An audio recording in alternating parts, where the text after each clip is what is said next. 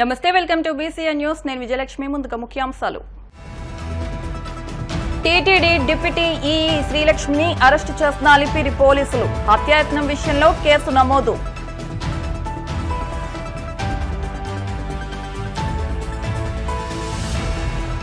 Postal బ్యాలెట్లలో 90% ఓట్లు టీడీపీకే పడ్డాయన్న MLC Ashok బాబు అందుకే counting ఏజెంట్లను రెచ్చగొడుతున్నారని ఆరోపణ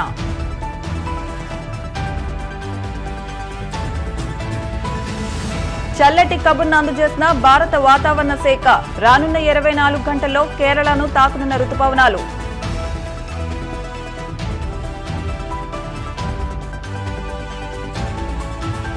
శ్రీకాళహస్తీశ్వర దేవస్థానంలో కాలభైరవ స్వామికి విశేష అభిషేకాలు స్వామిని దర్శించుకుని తరించిపోయిన భక్తజనం ఓ హత్యాయత్నం కేసులో టీటీడీ డిప్యూటీ ఈఈ శ్రీలక్ష్మిని అలిపిరి పోలీసులు అరెస్టు చేశారు. శ్రీలక్ష్మితో పాటు భర్త గిరీష్ చంద్రారెడ్డి మరో ఇద్దరిని అరెస్టు చేశారు. సీసీ కెమెరాల ఆధారంగా నిందితులను పట్టుకున్నట్లు పోలీసులు తెలిపారు. ఈ నెల 25వ తేదీన తిరుపతి ఎన్జీఓ కాలనీలో వెంకట శివారెడ్డి అనే వ్యక్తిపై హత్యాయత్నం జరిగింది. ప్రాణాపాయ స్థితిలో ఓ ప్రైవేట్ ఆసుపత్రిలో శివారెడ్డి చికిత్స పొందుతున్నాడు. గతంలో శివారెడ్డితో శ్రీలక్ష్మి దంపతులు ఘర్షణ పడ్డారు. ఈ నేపథ్యంలో అపార్ట్మెంట్ ముందే బైక్తో శివారెడ్డిని అడ్డగించి ముద్దు కత్తితో తలపై నరకడంతో అతను తీవ్రంగా గాయపడ్డాడు. అయితే వీరి మధ్య ఘర్షణ తలెత్తడానికి గల కారణాలు తెలియరాలేదు. 25/5/2024 తేదీ ఉదయం 6:30 గంటలకు ఈ కేసులో విక్టిమ్ అయినటువంటి వెంకట శివారెడ్డి వాకింగ్కి వస్తూ ఉంటే ఉదయం 6:30 గంటలకు ఇంటి నుంచి వాకింగ్కి వస్తూ ఉంటే ఒక ఇద్దరు వ్యక్తులు అతని మీద దాడి చేసి సివియర్గా అతన్ని హెడ్ ఇంజరీస్ చేయడం అయింది. ప్రస్తుతం అతను అమరాన్ హాస్పిటల్లో చికిత్స పొందుతున్నాడు. ఇంకా మాట్లాడడం లేదు. ఆ విషయం మనందరికీ కూడా తెలుసు. దానిలో భాగంగా ఏంటి అసలు దీన్ని దర్యాప్తు చేస్తే మా ఎస్పీ గారి ఉత్తర్వుల మేరకు ఎస్పీ ఎల్ఎన్ఓ గారి ఉత్తర్వుల మేరకు దర్యాప్తు చేస్తే ఇప్పుడు ఎవరైతే ఇంజూర్డ్ ఉన్నారో ఇంజూర్డ్ ఎదురింట్లో అంటే 502లో ఒకటి 501 ఒకటి. సో 501 వచ్చేసి వెంకట శివారెడ్డి అంటే ఇంజూర్డ్ది, 502 వచ్చేసి ఈ కేసులో ప్రధాన ముద్దాయి అయినటువంటి గిరీష్ చంద్రారెడ్డిది ఆపోజిట్. సో ఈ గిరీష్ చంద్రారెడ్డి మీద కొన్ని కేసెస్ ఉన్నాయి. ప్లస్ అదేవిధంగా కొంతమంది చాలామందికి అప్పులు ఇవ్వాలని చెప్పి అప్పుల వాళ్ళ ఇంటికి వచ్చి టచ్ చేస్తూ ఉంటే వీళ్ళు ఏదో ఇన్ఫర్మేషన్ ఇచ్చారని వీళ్ళతో గొడవ పడుతూ ఉండేవాడు. సో వీళ్ళు అనవసరంగా నా దాంట్లో కల్పించుకుంటున్నారని ఒక దాని మీద కక్ష పెంచుకొని ఇతన్ని వెంకట శివారెడ్డి గారిని ఎలిమినేట్ చేయాలనే ఉద్దేశంతో వాళ్ళు వేరే వాళ్ళకి కొంత సుపారీ మాది కొంత డబ్బు ఇచ్చి అటెంప్ట్ చేయించడం జరిగింది. సో ఎవరైతే అటెంప్ట్ చేశారో వాళ్ళు ముద్దాయిలు పరారీలో ఉన్నారు. డెఫినెట్గా వాళ్ళని కూడా పట్టుకుంటాం. అయితే ఈ కేసులో ముఖ్యంగా ఎవరు చేశారు, దీనికి కుట్రదారులు ఎవరు అంటే దీంట్లో ఒక 4 వ్యక్తుల్ని మనం ఐడెంటిఫై చేయడం జరిగింది. దానికి తగిన సాక్ష్యాధారాలు అన్నీ ఉన్నాయి. కుట్రదారుల మీద మనం తగిన సాక్ష్యాధారాలు ఉన్నాయి. గిరీష్ చంద్రారెడ్డి గారి భార్య శ్రీలక్ష్మి గారు, అదేవిధంగా కొర్లగుంట రమేష్ అని ఒకతన్నాడు, ధర్మలింగం కేశవన్ అని వాడిపేట పోస్ట్ పంచాయతీ తిరుపతి రూరల్ మండలం. సో ఈ 4 కూడా వాళ్ళిద్దరిని ఎంగేజ్ చేయడంలోనూ ఇతన్ని ఎలిమినేట్ చేయాలనేదానికి పెట్టడంలోనూ ఉన్నటువంటి సాక్ష్యాధారాలను అనుసరించి ఈ 4 నిన్న మధ్యాహ్నం 3 గంటలకు అలిపిరి లింక్ బస్ స్టేషన్ దగ్గర అరెస్ట్ చేయడం జరిగింది. ఈరోజు రిమాండ్కి పంపుతాం. ఈ దాడి రాజకీయాలకు సంబంధించింది కాదు, పొలిటికల్ ఈక్వేషన్స్కి సంబంధించింది కాదు. కేవలం వాళ్ళకు ఉన్నటువంటి మధ్య పర్సనల్ విజిలెన్స్ ద్వారా ఇది జరిగింది. సో మిగతా ఇద్దరిని కూడా తప్పకుండా ట్రేస్ చేస్తాం, అరెస్ట్ చేస్తాం.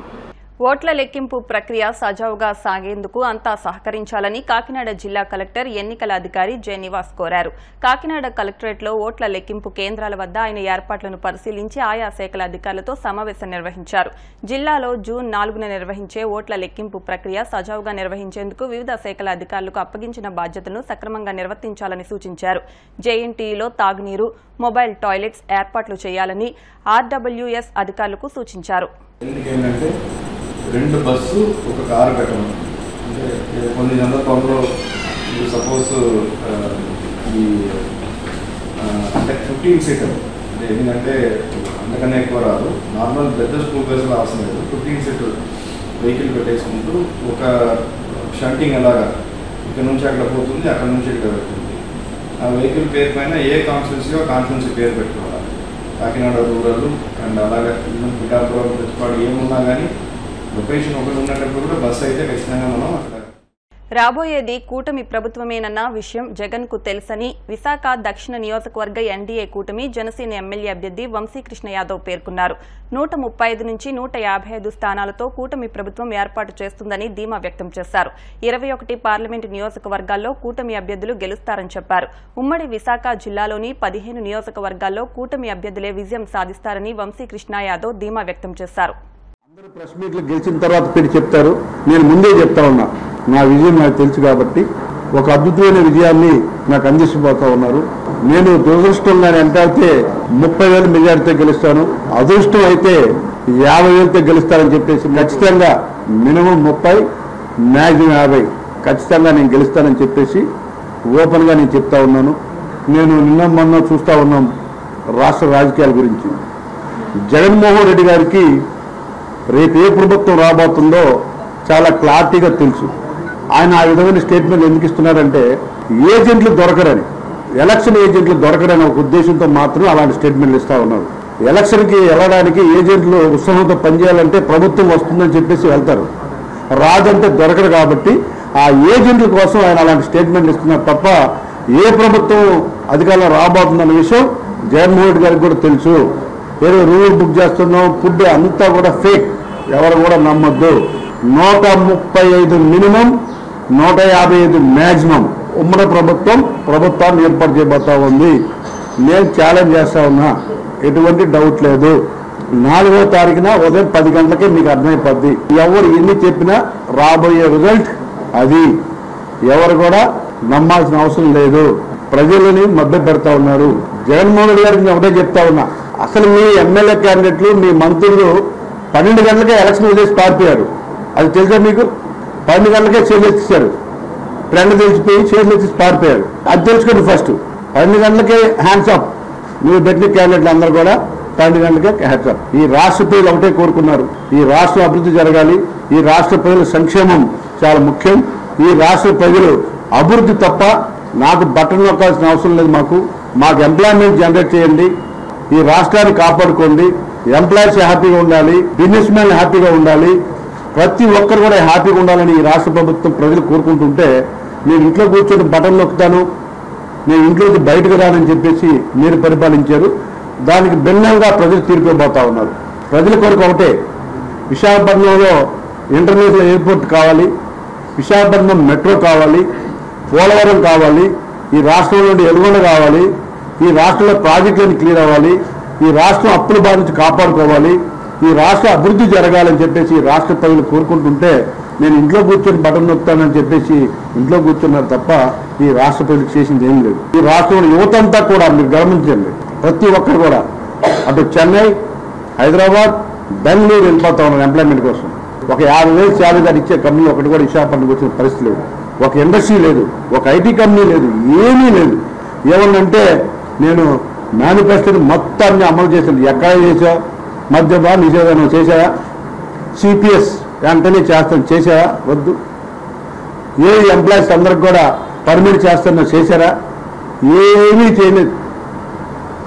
ఎక్కడ ఒక్కటి కూడా చేయలేదు. ప్రాజెక్టులు అన్నారు, ఎయిర్పోర్ట్ అన్నారు, ఏమీ చేయలేదు. ఏదో బటన్ నొక్కు నువ్వు నొక్కడం తప్ప ఏమీ చేసింది లేదన్న విషయాన్ని మీరు గ్రహించాలి. ఈ రాష్ట్రంలో ఉమ్మడి ప్రభుత్వం ఏర్పడిపోతా ఉంది. అందులో పవన్ కళ్యాణ్ గారు రాష్ట్ర రాజకీయాలు, దేశ రాజకీయాల్లో కూడా కీ రోల్ పోషించబోతా ఉన్నారు. మీరు ఇది గుర్తుపెట్టుకోండి. ఈ రాష్ట్రం అభివృద్ధి భావం నడవాలంటే ఉమ్మడి ప్రభుత్వం రావాలి, ఉమ్మడి అభ్యర్థులు గెలవాలని రాష్ట్రపతి డిసైడ్ అయిపోయారు. పోస్టల్ బ్యాలెట్లలో 90% ఓట్లు వైసీపీకి వ్యతిరేకంగా పడ్డాయని టీడీపీ ఎమ్మెల్సీ అశోక్ బాబు పేర్కొన్నారు. ఆ ఓట్లను తగ్గించాలని అధికార పార్టీ నేతలు కుట్రలు పన్నుతున్నారని ఆరోపించారు. పోస్టల్ బ్యాలెట్లకు సంబంధించిన డిక్లరేషన్పై గెజిటెడ్ ఆఫీసర్ స్టాంపు లేకపోయినా, బ్యాలెట్ కవర్పై ఓటర్ సంతకం లేకపోయినా బ్యాలెట్ పేపర్ను తిరస్కరించకూడదని ఎన్నికల సంఘం నిబంధనలు చెబుతున్నాయని గుర్తు చేశారు.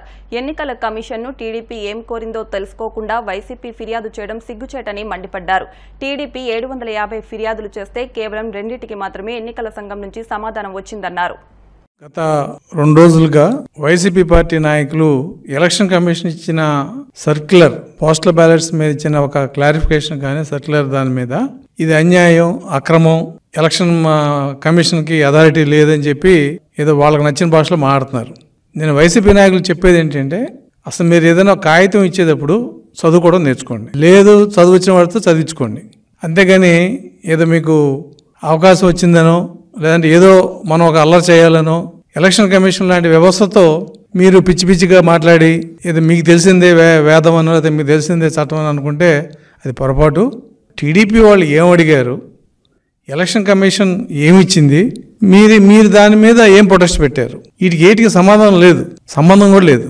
ఏదో కాగితం ఇచ్చారు, ఒక 10 మంది నాయకులు వెళ్ళారు, అది పెద్ద ఇష్యూలాగా ఎలక్షన్ కమిషన్లో ఒక విజ్ఞాపన పత్రం ఇచ్చి బయట ప్రెస్కి వచ్చి టీడీపీను ఎలక్షన్ కమిషన్ కలిసిపోయింది అంటున్నారు. ఆ సజ్జల రామకృష్ణారెడ్డి ఇంకెక్కువ మాట్లాడుతున్నాడు. వైరస్ అండి, టీడీపీ వైరస్ ఎలక్షన్ కమిషన్ సోకిందంట. మేము వైరస్ అయితే నువ్వు క్యాన్సర్ ఈ రాష్ట్రానికి. కాబట్టి మాట్లాడేటప్పుడు భాష కూడా అవసరం. అధికారం ఉందనో లేదా మైకులోనో మీ సొంతం కాబట్టి మీ ఇష్టం మాట్లాడితే అది కరెక్ట్ కాదు. ఎలక్షన్ కమిషన్ని టీడీపీ ఏమడిగింది, మేము 10/5/2024 ఒక రిప్రజెంటేషన్ ఇచ్చాం. అయ్యా పలానా రూల్లో బ్యాలెట్ పేపర్ మీద ఆర్ఓ గారి ఫాస్ట్ మెయిల్ కానీ సిగ్నేచర్ కానీ లేకపోతే రిజెక్ట్ చేసే ప్రొవిజన్ లేదు. అటువంటిది ఏదైనా జరిగితే ఎక్కడ బ్యాలెట్ పేపర్ మీద కావాలని వేయకపోయినా లేదు పొరపాటున వేయకపోయినా బ్యాలెట్ పేపర్ వెనకాల సంతకాలు పెడతారు ఆ ప్రిసైడింగ్ ఆఫీసర్. ఇక్కడ ప్రిసైడింగ్ ఆఫీసర్ ఉండడు కాబట్టి ఆర్ఓఏ కాబట్టి ఆర్ఓ గారి ఫాస్ట్ మెయిల్ దాని మీద ముద్ర వేయాలి. ఏ సందర్భంలో అయినా సరే కారణం ఏదైనా సరే అటువంటి ఫాస్ట్ మెయిల్ కానీ ముద్ర కానీ లేనప్పుడు ఆ పోస్టల్ బ్యాలెట్ని రిజెక్ట్ చేయొద్దని చెప్పి మేము ఎలక్షన్ కమిషన్ అడిగాం. ఎలక్షన్ కమిషన్ ఇచ్చిన 19/7/2023 సర్క్యులర్లో ఆ రూల్లో ఉంది, ఆయన పరిశీలిస్తా అన్నాడు.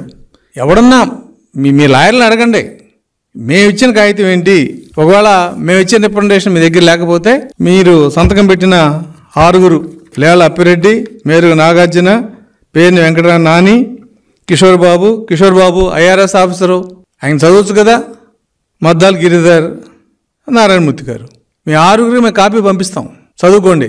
మేము అడిగింది ఏంటి, ఎలక్షన్ కమిషన్ ఇచ్చింది ఏంటి, మీరు పెట్టిన కాగితం ఏంటి. ఇదేదో మీరు అల్లరి చేయటానికి మీ బలహీనతను బయటపెట్టి వాడికి ఇచ్చిన అల్లరి తప్ప దీంట్లో సబ్జెక్ట్ లేదు. మీరు కోర్టు కాదు సుప్రీంకోర్టు కూడా వెళ్తారు, మీరు అక్కడ కూడా ముట్టికాయలు తిన్నా మీకు సిగ్గు లేదు. సిగ్గు లేని ప్రభుత్వం ఇది. బాధ్యత, సిగ్గు, నిజాయితీ ఈ పదాలన్నీ ప్రభుత్వానికి దూరం. ఇది ఆఖరి వీక్ మీకు. This is last week off the YCP government. కాబట్టి దీన్ని భరించలేక ఏదో రకంగా తెలుగుదేశాన్ని అల్లరి చేయాలని చెప్పి ఈ రకమైన వ్యాఖ్యలు చేయటం, ఈ రకమైన రిప్రజెంటేషన్ ఇవ్వటం. వైరస్ పట్టింది నేను చెప్తున్నాను, ఎస్ తెలుగుదేశం వైరస్సే, నువ్వు క్యాన్సర్ రాష్ట్రానికి. మిస్టర్ సజ్జల రామకృష్ణారెడ్డి మళ్ళీ చెప్తున్నా, your party is like cancer to Andhra Pradesh which is going to be cured on 4th June. కాబట్టి మీరు ఎప్పుడైనా కాగితాలు ఇచ్చేటప్పుడు లేదా తెలుగుదేశం పార్టీలో వ్యవస్థ ఎలా ఉంటుందో మీకు తెలియదు. మీరు 6 పెట్టారు సంతకం, తప్పని అన్నాం, మేము ఒకడమే పెడతాం. కానీ ఇటువంటి కాగితాలు బయటకు వెళ్ళాలంటే దీనికి ఎంత ఎక్సర్సైజ్ జరుగుద్ది. రూల్ పొజిషన్ చూసుకుంటాం, డిస్కస్ చేస్తాం లీగల్ టీంతో, అప్పుడు కాగితం ఇస్తాం. అంతేకాని మీలాగా ఏదో కాగితం ఇచ్చి అలా చేసే పద్ధతి తెలుగుదేశం పార్టీలో ఉండదు. ఇప్పుడు కాసేపు ప్రకటనలు.